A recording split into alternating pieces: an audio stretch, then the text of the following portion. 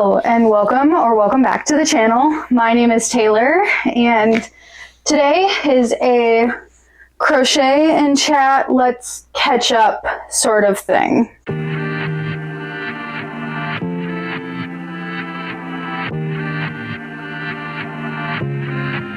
So grab a whip and probably a drink. My water bottle's too far for me to reach right now.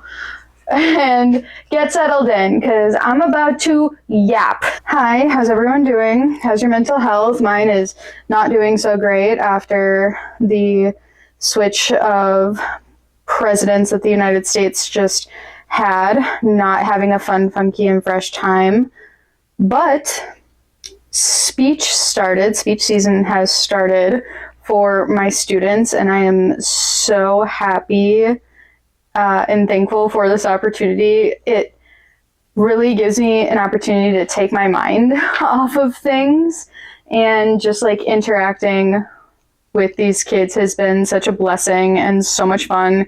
We have our first tournament this weekend. I am nervous and excited all at once. It's going to be so much fun, and I think that's going to like take up every Saturday until like April. And I think that's really going to help me get through these like deep winter months. I've been reading a ton. I feel like I can't find anything I want to watch on either YouTube or any streaming service. I did cancel my Disney Plus Hulu subscription because I almost never used it. I did watch the Eras Tour a couple times, and I watched one show, but I never watched Hulu, I never watched Disney Plus, and I didn't want to keep paying for it and then not using it. I also canceled my Kindle Unlimited subscription, which is also like kind of crazy to me because I've been paying for it for about 2 years now, but I don't read books on my Kindle all that often. And if I do want to read books on my Kindle, pretty much everything on Kindle Unlimited that I wanted to read is also available at my library. So even if I have to put it on hold for a little bit, that's okay. I'm just going to do that, and then I can read it on my Kindle from there. Or I can I can buy books from Kindle, but that, we're going to try to not do that as much as possible because I'm trying to save money. 2025 resolutions, anyone? I know that we're a little bit late. A lot of people. Did you know that the second Friday in January? Yeah, Essie? The second Friday in January is actually known as Quitter's Day.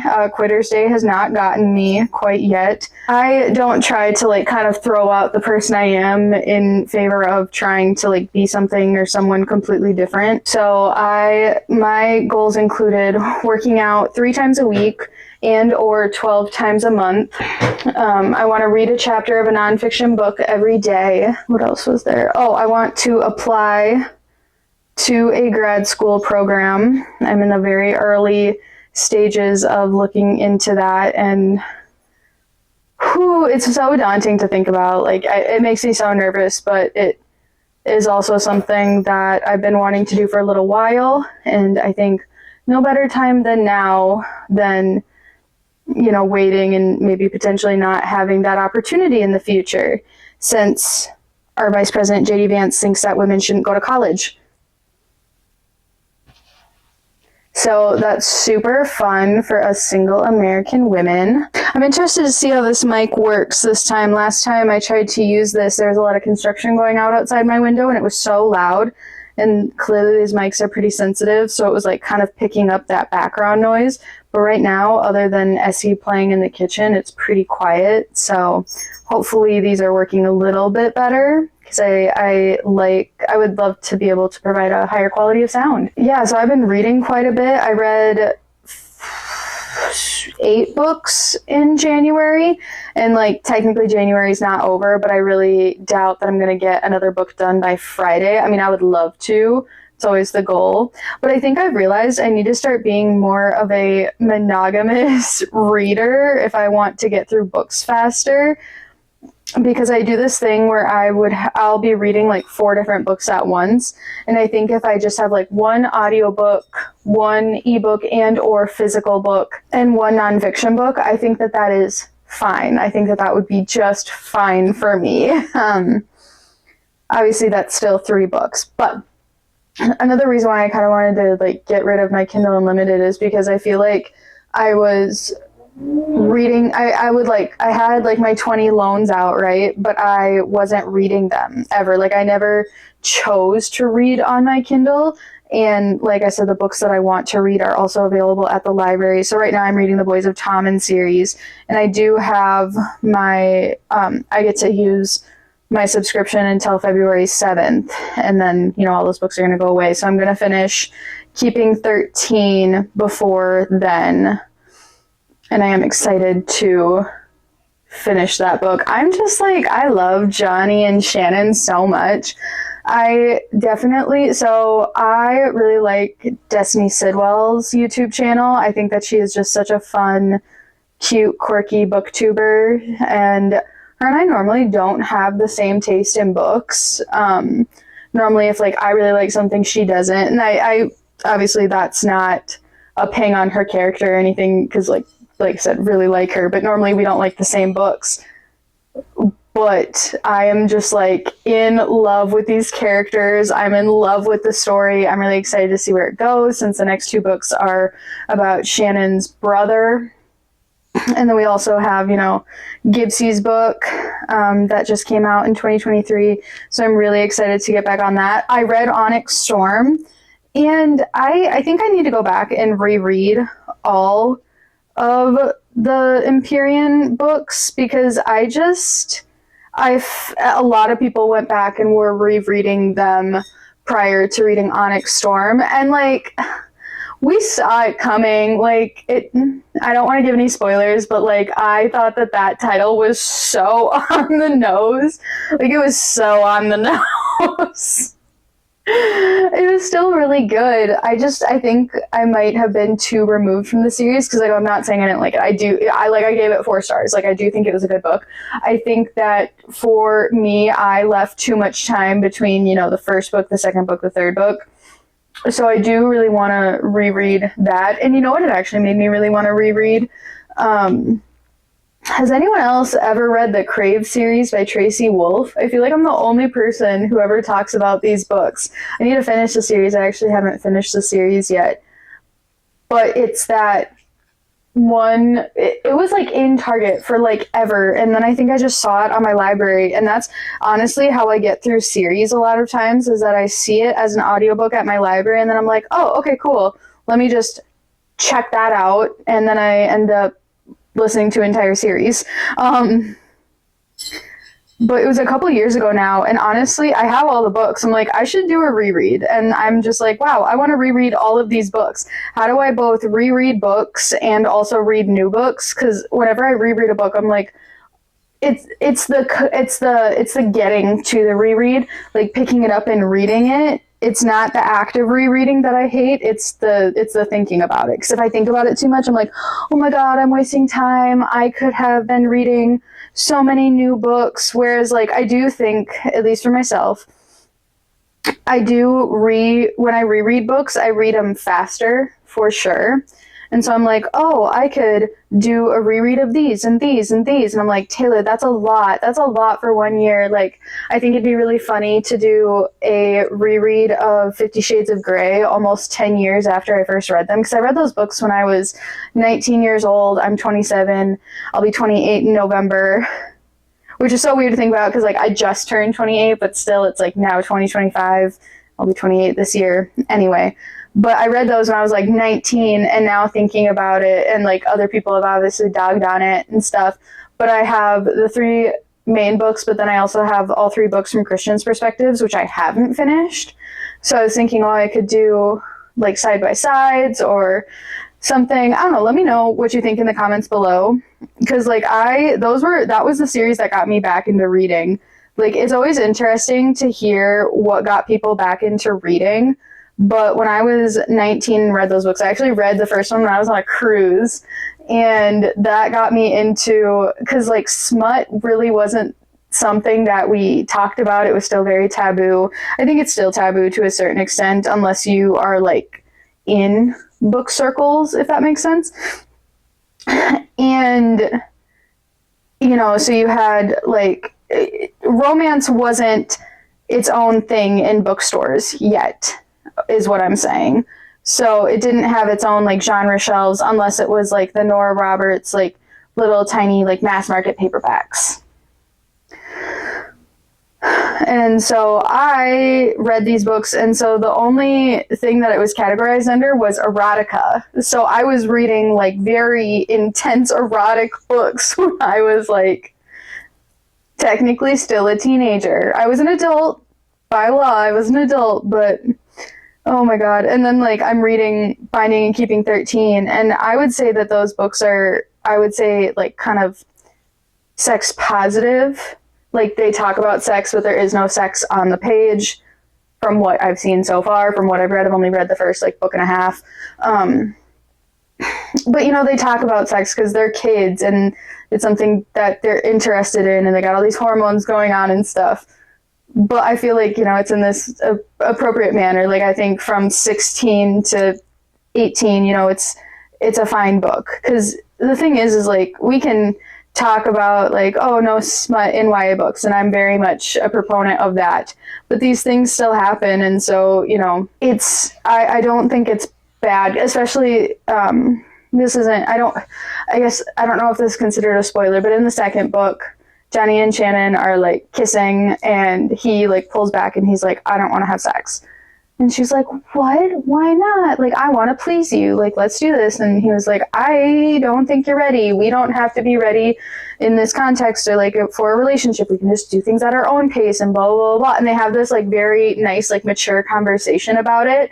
And I think that reading that on the page could be really good for someone. Like, I don't see anything wrong with that. Cause like if you're in a relationship, like, you're probably going to kiss. Maybe you're going to kiss a little bit. It's okay. You know, I don't know. And like, there's so many different facets of that conversation, but the bottom line is I'm really enjoying the books. I'm really, really enjoying them. It's so fun. Like I'm kicking my feet, I'm giggling, I'm hee-hee-ha-ing, you know, I'm just having a good time. I mean, the books are very heavy. Poor Shannon. But like their relationship is so cute, and I'm just like, oh, is it a bit obsessive? Yeah, which is why like I would categorize it in the obsessive kind of. It's not toxic per se, like how we could say like Twilight is kind of toxic, but that's why it has like that higher age rating, and even the authors like 16, whatever. But yeah, what else have I been reading? I'm reading The Southerners. What is that book called? The Southern Book Club's Guide to Slaying Vampires by Grady Hendrix. And I'm bored.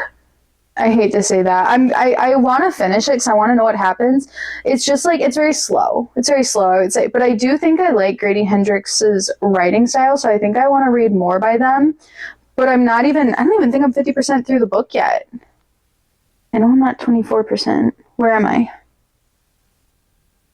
I'm 37% through the book, and I'm listening to it on 2 times speed, but like it just feels so slow. But Grady Hendrix is a very good writer. Like they can write creepy, they can write weird. There's been quite a few things that are just like kind of gross, in terms of like, so it's kind of like a horror mystery type of book. So obviously sometimes you have like gross things and horror, like body horror type things. And I'm just like, oh, wow, yeah, I see it up here. So it's good. I think I like the writing style. I think I just need to try something else from the author, which I will definitely do as I'm trying to, traverse more into the horror genre, since that is something I want to do. Oh, I'm also like wanting to finally read the series of Unfortunate Events books.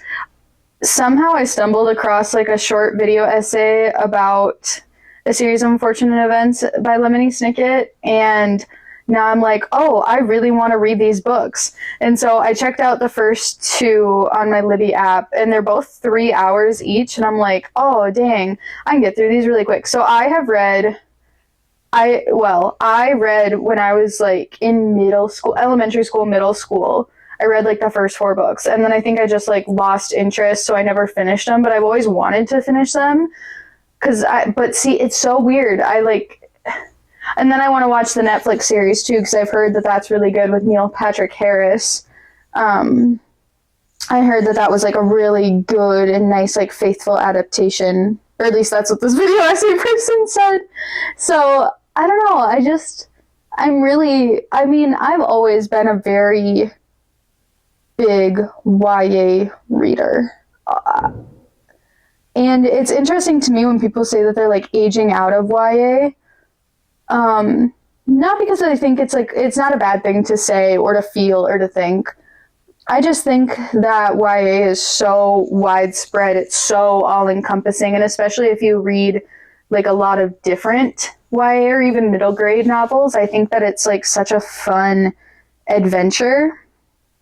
I don't know, but it is all just about like your book preferences and stuff. It's just, I don't know, I could never imagine not reading YA. Just, I don't know, it makes me feel so like imaginative, that little like childlike sense of whimsy, you know? Yeah, that's something that I think about YA books. But obviously I also read a lot of adult books, so it is what it is. You want to see the whip I'm working on? It's a fingering weight crochet sweater. I have so many whips going on right now, and it is just not even funny. My brain feels so full. I feel like I could sit and probably talk for like hours and be like, so here's what it is. So it's, wow, that looks so bright on camera. It doesn't look as bright in person, but so I'm doing this like 3-toned like sweater. So these are all from Cato Yarn Company. It is a yarn company that's based in Minnesota. So it's based in like Mankato, which is about an hour and a half south of where I am in Minneapolis. So we have Agatha, which is this one on top. In the middle is pumpkin spice. And then on the bottom here, this kind of brown is called Knittoberfest. But yeah, so I'm working on that. And obviously, since it's fingering weight, it's just taking a while to finish. But, oh gosh, I need to get going. I actually have a DATE tonight, trivia, so I should probably put my purse together and skedaddle out the door. But thank you guys so much for watching today. Don't forget to go follow me on Instagram, and we could also be friends on Fable. If you're interested in that, I will put that down below. I thank you so much for watching. Because I have been so busy, uploads have dropped down to once a week, and I am going to try and keep it that way for as long as for the duration of the speech season. Maybe try and move up to 2 times a week, depending on how I'm feeling. But this week is definitely, I got my hair redone, so it's like more of a darker red now. And then today I have that, and then Saturday is the first tournament, and you know, we are just running. Life is just going by so fast, but I'm really glad that you're here with me. So I will see you guys next time. Bye.